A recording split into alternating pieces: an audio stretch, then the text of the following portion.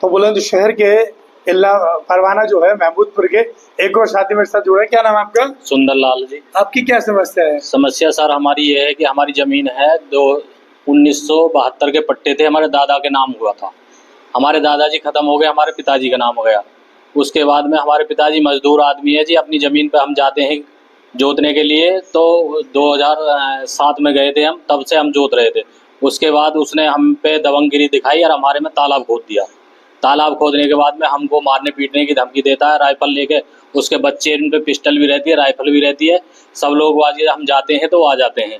ये 5-6 लोग हैं, जिले सिंह के बेटे हैं, ओमपाल है, सत्तू है, मारने की धमकी देते हैं जी। गरीब आदमी बाजी पहुंच नहीं पाते हैं। हमारा घर बाजी से पड़ता है 2.5-3 किलोमीटर।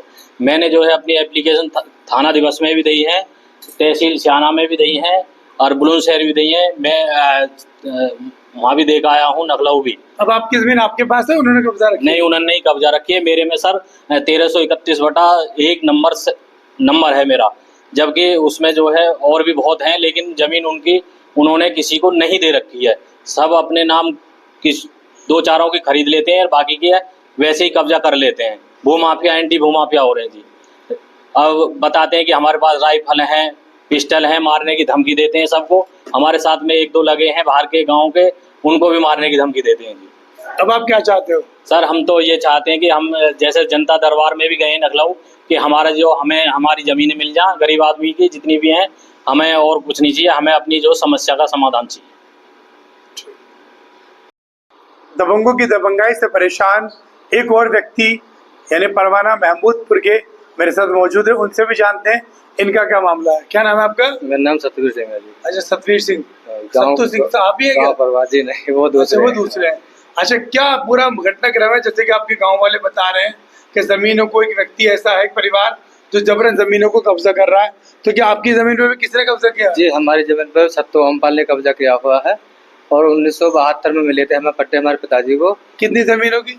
हमारे 4 बीघा था। 4 बीघा। वहाँ का उसके बाद में जो कुछ दिन मायावती सरकार में मिल गए थे हमें पट्टे पर, हमने कुछ दिन करी थी वो, फिर उसने अचानक ही वो जोत ली। उसके बाद में हमने फिर कोशिश करी तो फिर धमकी वमकी दे दी उसने, फिर हम गए ना। उसके बाद में फिर कभी कहीं रिपोर्ट दे रहे, कभी कहीं तहसील में भी, सियाना भी, यहाँ भी दे, बुलंदशहर भी, लखनऊ भी गए, SC/ST आयोग में, योगी जी के यहाँ भी गए, फिर कहीं भी सुनवाई नहीं हुई हमारी। मतलब आपकी जमीन जबरन हत्या? हाँ, जब अब आप क्या चाहते हो?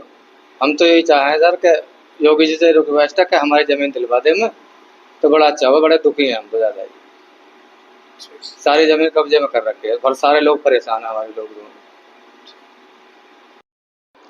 बुलंदशहर का एक ऐसा गाँव महमूदपुर, यानी कि महमूदपुर परवाना, यहाँ बुजुर्ग हो, युवा हो, मिडिल क्लास हो, सभी एक ही व्यक्ति के शिकार, एक ही परिवार के शिकार बन चुके हैं। यानी भू माफिया का शिकार ये गरीब लोग बन चुके हैं। एक और सदस्य मेरे साथ जुड़े हैं। क्या नाम है आपका? मेरा नाम है संदीप कुमार। संदीप। संदीप, क्या करते हो आप? मैं जॉब करता हूँ नोएडा। अच्छा, जॉब करते हो जी। अच्छा, आपका क्या मामला है? जी, मेरी जमीन ओमपाल और सत्तू ने जोत रखी है। कितनी जमीन है आपकी? मेरी जमीन है 10 बीघे जमीन है और हमारे ताऊ हैं, उनकी 8 बीघे जमीन है। उन्होंने कब्जा रखी है। अच्छा, सभी लोग बता रहे हैं कि जमीनों पर अवैध कब्जा कर रखा है, तो आखिर सत्तू ऐसा कितना दबंग है कि योगी सरकार में भी किस तरह से वो जमीनों को हत्या था? सर, अगर जमीन के लिए जाते हैं ना, जोतने के लिए जाते हैं, तो तमंचा लेकर कहता है जान से मार दूंगा मैं अगर तुम जमीन जोतोगे। हमारे पिताजी करते थे खेती, तो वो उनकी डेथ हो गई। उसके बाद हम जोतने गए, हमें उन्हें धमकाया उसने कि अगर अब आए तुम तो तुम हम जान से मार देंगे। उसके बाद हमने जाना छोड़ दिया। हम उससे कहते हैं तो मारने की धमकी देता है वो हमें, तो मौत का दिखाता है जी। और मैं लखनऊ तक गया हूँ। योगी जी से मेरी प्रार्थना है कि हमारी ज़मीन दिला दें। और मैं तहसील दिवस है सियाना में लिखता है, मैं वहाँ भी देने गया हूँ एप्लीकेशन। मैंने बुलंदशहर में भी दी है और औरंगाबाद थाना लगता है उसमें भी दी है मैंने, खानपुर थाना लगता है उसमें भी मैंने एप्लीकेशन दी है। और लखनऊ तक गया हूँ मैं, कहीं कार्रवाई नहीं हो पाई है मेरी। देखिए, एक परिवार से दबंग पर्यटक किस तरह से गांव के भोले वाले लोग परेशान हैं। ऐसे में देखेंगे हम एक और बुजुर्ग व्यक्ति मेरे साथ मौजूद है। इनकी देखिए किस तरह से, क्या नाम है चाचा आपका? रविशंकर। रविशंकर। कितनी उम्र होगी लगभग आपकी? मेरी है 48 साल की हाल है। 48 साल की। तो आप इतने टेंशन डिप्रेशन में कैसे हो, क्या हुआ? ये हमारी जमीन हमारी ओमपाल पर सत्तू पर पट्टे की, और हम तो बहुत परेशान है। हमारे तो बालक जो पियाने को हम क्या देंगे क्या नहीं देंगे, हम परेशान बहुत। कितने बीघे जमीन थी आपकी? हमारे 10 बीघे। अच्छा 10 बीघे जमीन। तो जो सत्तू ने उसके परिवार ने किस तरह से आपकी जमीन को छीना आपसे, क्या दिया है? अरे हमें तो हथियार दिखा दो। हथियार दिखा के छीन लिए? हाँ। अच्छा, अब आपने कार्रवाई के लिए किससे बात नहीं करी अधिकारी से? हाँ जी, हम तो हर जगह घूमे, कुछ न्याय नहीं मिला? नहीं मिला। अब क्या चाहते हो? हमें तो अपनी जमीन मिलनी चाहिए। अच्छा, अपनी जमीन मिलनी चाहिए। कोई ना, ये साइलेंट करो। कौन किसका? एक के बाद हमने एक एक अपडेट आपको दिखाई थी। आज फिर एक नए वीडियो में अपडेट दिखाएंगे कि किस तरह से एक बुलंदशहर जिले में एक ऐसा गांव है महमूदपुर परवाना, जहां पर आज भी दबंगाई चलती है, गरीबों को सताया जाता है, उनकी जमीन को जबरन हड़पा जाता है और उनके जो लगान, उनका जो खेती बाड़ी की जाती है उस पर भी अपना कब्जा हक जताया जाता है। तो इसी कड़ी में आज कुछ लोग मेरे साथ मौजूद हैं, जानेंगे क्या पूरा घटनाक्रम है, क्या मामला है इनका, किस तरह से इनको प्रताड़ित किया गया, किस तरह से इनके ऊपर दबाव बनाया गया और क्या इनकी जमीन पर गोलमाला घपला किया गया। तो सबसे पहले क्या नाम है आपका? मेरा नाम कुंवरपाल सिंह है, ग्राम परवाना से हूँ। ग्राम परवाना से। कुंवरपाल जी, जिस तरह से एक अपडेट चलाई, दूसरी अपडेट चलाई, उसमें आज की अपडेट में किन किन के पहलुओं का आप खुलासा करेंगे? क्या हुआ आपके साथ, किसने मेरे किया? साथ ये हुआ कि मेरे बड़े भाई थे रामवीर सिंह, वो परवाने में जितने भी मतलब गरीब आदमियों की जमीन दबा रखी थी, तो वो उनकी हेल्प कर रहे थे। तो कुछ दिन हो गए थे हेल्प करते करते, तो उसी बावजूद उसने देखा कि भाई ये ज़्यादा हेल्प कर रहा, तो इसकी भी ज़मीन को छेड़ा जाए। तो उसने फिर उसके बाद हमारी ज़मीन पर उसने छेड़ दिया। उसने अपने बंगाली नौकर से हमारी ज़मीन को सुबह 6 बजे रात में जोत दिया। जोतने के बाद फिर हमें 12-1 बजे पता लगा। जब 12-1 बजे पता लगा, हम वहाँ पहुँचे। वहाँ पहुँचने के बाद हमने वहाँ देखा तो हमने पुलिस को फ़ोन किया। हमने भी कहा कि भाई अब हमारे सामने आके जोत के दिखा, अगर इतनी पावर है तो, हमारी ज़मीन है। तो फिर पुलिस आई, पुलिस ने ही हमारे खिलाफ थाने ले जाके हमारे खिलाफ ही 151 या 16 में मुकदमा कर दिया। पुलिस ने आप पीड़ित ने आपके खिलाफ मुकदमा दे दिया? जी जी। उसके बाद क्या हुआ? फिर हमने भी उसके खिलाफ कराया। फिर ये 16 जून 2023 की बात है। फिर 2 जुलाई को मैं उसी अपने खेत में पानी लगा रहा था। जब पानी लगाने के बाद मैं करीब आधा खेत भर चुका था। तो ये पहले सतवीर एक आध और आया।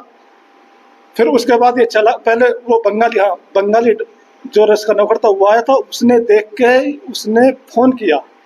मैं नहीं जानता था कि ये आदमी क्यों आया, कैसे नहीं, इसने उनको सूचना दी। फिर सतवीर और ये सारे 5-6 जने, सतवीर है जिसको सत्तू कहते हैं, ओमपाल से, और वो क्या नाम, छुआ जो प्रमोद नाम है, और इसके दोनों लड़के थे। वो आए गाड़ी में भर के, लाठी डंडे लेकर आए, तमंचा लेकर आए, राइफल लेकर आए और मेरे से गाली गलौज करते रहे और मेरे को जाति सूचक शब्द बोले। मैं वीडियो बनाने लगा। जब मैं वीडियो बनाने लगा तो इन्होंने फिर मेरा मोबाइल पानी में छीन के पानी में फेंक दिया और फिर मेरे पे हाथ छोड़ा और मुझे पीटा को। जाति सूचक जब बोले, मेरे राइफल की बट भी मारी और मेरे से बोला कि तू यहाँ जमीन जोतेगा तो तुझे मार देंगे, ये धमकी भी दी। इस संबंध में आपने पुलिस को सूचना दी? पुलिस ने कोई कार्रवाई नहीं की? हाँ, पुलिस को सूचना दी। पुलिस आई, पुलिस ने उस टाइम आके फिर हमें थाने ले गई। थाने ले जाकर पुलिस ने दोनों गाड़ी को सीज किया। उसकी तो स्कॉर्पियो और वैगनर गाड़ी थी उस वक्त, जिनमें आए थे वो लाठी डंडे लेकर, राइफल लेकर, हथियार वगैरह जो भी लेकर आए थे। उसमें दोनों गाड़ियों को SHO साहब ने सीज किया। सीज करने के बाद वो SC/ST एक्ट में मुकदमा दायर कर लेते। इसने नहीं, उसने कहीं से सिफारिश लगा दी और वो ऐसे ही हर विषय में, मतलब किसी की भी जमीन जोतता है तो दलाल के द्वारा या कोई भी उसके हेल्प करता है, जो मतलब पानी नहीं लगने देता है, या पड़ोस में जो खेत हैं जो हम जिनको दामन पर दे देते हैं ज़मीन को, उन पर दबाव डाल देता है कि भाई तू इनकी ज़मीन मत जोते। हार के फिर हमारा क्या परवश हो जाता है कि हमारा खेत है 4 से 5 किलोमीटर दूर, तो इतने वो सब काम करा देता है, इतने तो हमें अगले दिन पता लगता है या उस दिन भी पता लग जाता है, तो हम देखते हैं तो वो अपने पक्ष में कर लेता है उस आदमी को। दलालों के द्वारा वो काम करता है सबसे ज़्यादा। अगर मैं बात करूं, अब कितनी ज़मीन ऐसी है जो आपकी उन्होंने हत्या रखी है? कम से समथिंग 300-400 बीघा ज़मीन है हमारी, मतलब एससी वर्ग की, और 70-80 बीघा ज़मीन है विद्यालय की, जो विद्यालय की भी उसने मतलब अपने अंडर में कर रहा है। आपकी कितनी है? आपकी कितनी है? मेरी ज़मीन ही वो समथिंग 9-10 बीघे का पट्टा था, जो मेरे पिताजी ने सन 2002 में खरीदा था। 2002 में खरीदा था, समथिंग 2002 में। तो जब छोटा था मैं उस विषय में नहीं जानता, मेरे बड़े भाई और मेरे पिताजी को अच्छा मालूम था, तो वो उस समय खरीदा था हमने, और तभी से हम ज़मीन जोत रहे थे उसको। और जो हमारे पड़ोसी थे तो वो थे गजेंद्र सिंह सनौप मुखिया, उनको हम दामन पर दे देते। वो अभी प्रेजेंट टाइम में वो एक्सपायर हो गए, मुझे भी अब आज ही पता लगा था वो ख़त्म, नहीं तो मैं मुकाबला करा देता उनसे।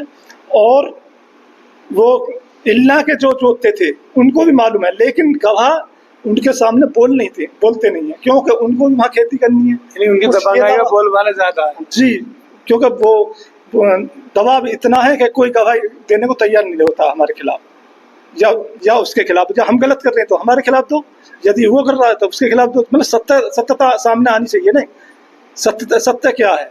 और फिर मैंने उसका फिर खरीदने का ब्यौरा देखा कि इसने ज़मीन कैसे हत्याई। तो वो इसने पहले दलाल बनाता है, और या फिर ज़मीन आसपास पानी नहीं जाने देता, दूसरों को धमकाता है। इस वजह में फिर उसने बैंक से भी, और एक लड़का का मैटर हुआ था, बैंकों से भी मतलब वो लेता है, पहले ज़मीन नाम करा देता, उस पर फिर उसको दबाव डाल देता है कि तेरा बैंक में कर्जा है या कैसे है, अरे तू ज़मीन बेच। अब लड़के का मर्डर हुआ था पिंटू नाम का, उसका मर्डर हो गया, केस डल गया, हर चीज़ हो गई, उसका मर्डर करवा दिया, उसकी ज़मीन खरीद ली, पैसे जो दिए और तुरंत ही निकाल लिए। मतलब मिली भगत से काम करता है बैंक में, ये नहीं है कि बिना उसके। वो सब काम करने के बाद वो लड़का मरवा देता है, और कुछ दिन बाद उसके भाई की भी ज़मीन को अपने नाम करा लेता है। कैसे कि उसको लालच देता है कि उसके भाई की घरवाली नहीं थी, तो शादी का लालच देता है, और फिर उससे कहता है कि भाई, वो घरवाली कह के चली जाती है कि शादी करोगे तो मकान बना लो, मैं रह जाऊँगी। तो ठीक है, मकान बनाऊंगी। मकान कैसे बनेगा? ज़मीन बेचो। वो कहती है कि ज़मीन बेचो तब मैं आऊँगी। ज़मीन उस लालच में वो बेच दी उसने, और दलाल लगे हुए थे पीछे, बीच बीच में नहीं, हर समय पहले दलाल चमचा तैयार करता है, तब जाके वो ज़मीन को तुरंत कब्जा कर लेता है। अब आप क्या चाह रहे हो फिलहाल? मैं तो ये चाहता हूँ, जो मेरे साथ किया था उन्होंने, मैं उसको न्याय चाहिए। मैं बुलंदशहर से लेकर मेरी जो रिपोर्ट हुई थी SHO के द्वारा नहीं हुई थी, SSP साहब के द्वारा हुई थी। जब SSP साहब को मैंने बताया अपना संगीन मामला, उनके द्वारा, उनके दबाव में मेरी रिपोर्ट हुई। और मैं जब FR लग गई, FR लगने से पहले भी मैं लखनऊ तक गया हूँ, SC/ST एक्ट कोर्ट में मैंने मुकदमा लड़ा है। SC/ST एक्ट कोर्ट में बोला, वहाँ FR पहुँच गई, तो उन्होंने वापस बोला कि तुम वहीं मुकदमा लड़ाओ, ये FR लगी क्यों, तब मेरे पास आना। मैं लखनऊ तक गया हूँ, वो उसमें योगी जी के दरबार में भी गया हूँ मैं, कहीं कोई मतलब जनता दरबार में गया हूँ, कहीं भी कोई भी सुनवाई नहीं हुई है। अब आप क्या चाह रहे हो? अब मैं तो वो तो एक तो धमकी ये देता है कि मेरा भाई सुप्रीम कोर्ट में वकील है, मेरा कुछ भी नहीं कर सकता। उसका छोटा भाई कहता है कि हम जज जी को या किसी अधिकारी को हम पैसे फेंक देते हैं, हमारा काम हो जाता है। उसकी तो वो दबंगाई है, जैसे कोई दबंग अपने दूसरों की गरीब की जमीन को ग्रहण कर रहा है, उत्तर प्रदेश में ऐसे ही कर रहा है आगे। और मैं ये बताऊं कि अब भी आने वाले समय में ये समथिंग 30-35 लोग हैं जिनकी जमीन पर इसने अब भी कब्जा, हम जो लड़ रहे हैं अपनी जमीन को लेने के लिए, अपना हक प्राप्त करने के लिए, लेकिन नहीं, कोई कार्रवाई नहीं हुई है। यहाँ से मतलब गांव से लेकर लखनऊ तक, हम गांव से लेकर मतलब तहसील गए, तहसील से बुलंदशहर आए, बुलंदशहर से फिर लखनऊ गए, लखनऊ, कहीं कार्रवाई नहीं हुई है, कोई भी एक। बस जो SSP ने जब उस टाइम आदेश कर दिया था, वो उनकी उससे वो भी रिपोर्ट हुई थी, नहीं तो वो भी नहीं होती। भाई बड़े अधिकारी हैं, अच्छे लेवल, अच्छे बुद्धिमान होते हैं, या तो उस स्तर से कर दिया, या जो गलत काम था उसके स्तर से कर दिया, लेकिन कार्रवाई कहीं नहीं हुई है। और अब भी यही कहता है कि मैं, तुम जो हमारे साथ देते हैं, जो मेरे गवाह हैं, प्रधान जी हैं और लक्ष्मी जी हैं, उनको भी खूब पीछे करता है, कभी तुम क्यों पीछे लग रहे हो उनके, और जाति सूचक शब्द बोलता है, कभी तुम इनके पीछे मत लगो, ये कुछ नहीं करने वाले, मेरा तुम पीछे हट जाओ, मैं इनको जमीन नहीं दूंगा। आखिरी और ये बात है कि मेरे ही समाज से सबसे ज्यादा अधिक व्यक्ति उसके उस दलाल बना और चमचा बना कर रहे हैं, जिससे वो हावी हो रहा है। अगर हम कहीं भी, अगर हम कार्रवाई करने के लिए जाते हैं तो कोई न कोई, पहले तो साइकिल से जाते थे क्योंकि कोई सूचना तंत्र नहीं था, अब मोबाइल है, तुरंत चुप कर देते हैं तो वो सतर्क हो जाता है। अब मेरी समझ के ना पूरे हैं, मैं किसको कह दूं बिना देखे, बिना सोचे समझे, पर हैं कोई न कोई, मेरे समाज में से हो या कहीं से हो, हैं कहीं न कहीं। अब गलत का साथ, मैं तो ये कह रहा हूँ, मुझे तो न्याय चाहिए। जब उसकी गाड़ी सीज हो गई थी तो मुकदमा जब भी क्यों नहीं कायम हुआ, वहां से फेल क्यों हुआ? जब एसएसपी साहब ने गाड़ी भी सीज की तो मतलब क्या बनता है कि भाई काम, मेरे चोट भी लगी है हर तरह से, 5-7, तो आप काट के बता दो, कोई भी कार्रवाई नहीं हुई है।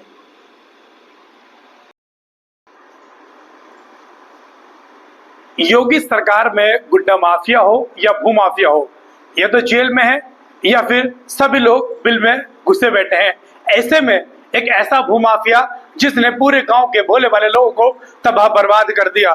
जी हाँ, आज लगभग आधा दर्जन लोग मेरे ऑफिस में आए, उन्होंने अपनी पीड़ा सुनाई।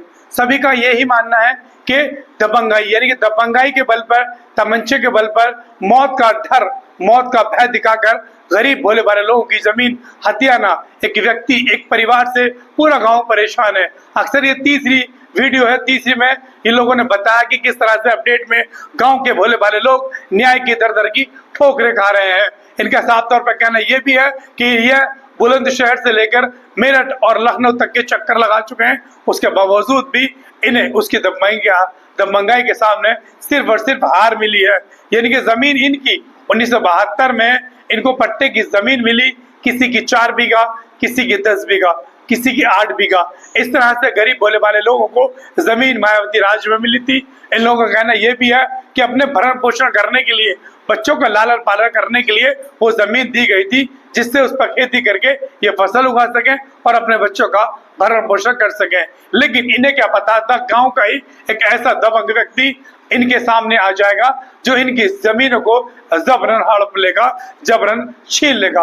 अक्सर आपने देखा होगा, फिल्मों में दिखाते थे कि किस तरह से एक दबंग और ठाकुरवाद जो है यहाँ पर जो है जमीनों को कब्जा लेता है, उनकी खेती पर, फसल पर अपना कब्जा कर लेता है। तो ये तो हकीकत एक ऐसे योगी राज में हो रहा है जिसके नाम से अच्छे अच्छों की रूह फना होती है। ऐसे में ऐसे ही कौन से बदमाश हैं, कौन से ये भूमाफिया हैं जिनके आगे योगी सरकार भी पस्त है, और इन गरीब जो मजदूर, जो बेसहारा, जो दलित समाज के लोग हैं, ये दर दर की ठोकरें खा रहे हैं।